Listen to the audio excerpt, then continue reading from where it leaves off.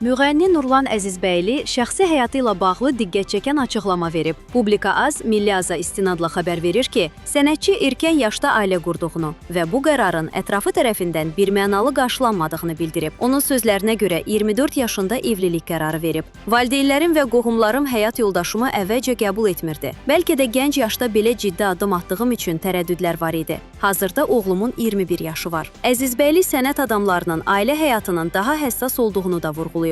Səhnədə olan insan özünə elə bir həyat yoldaşı seçməlidir ki, onun xarakterinə və sənətinin yaratdığı nüanslara dözə bilsin. Sənətçi etiraf edib ki, ailəsini dağıtmaq istəyənlər də olub. Lakin onların bir-birinə olan sevgisi bütün çətinliklərə qalib gəlib. Çox söz-söhbət oldu. Ailəmizi dağıtmaq istədilər. Amma sevgimiz hər şeydən üstün gəldi. Zaman keçdikcə hamı qəbullandı. Nə isə istəmişəmsə, mütləq nail olmuşam. Bir işin arxasınca getmişəmsə, sona qədər mübarizə aparmışam. Müğənninin bu səmimi sözləri sosial şəbəkələrdə maraqla qarşılanıb və izləyicilər tərəfindən müzakirə olunub.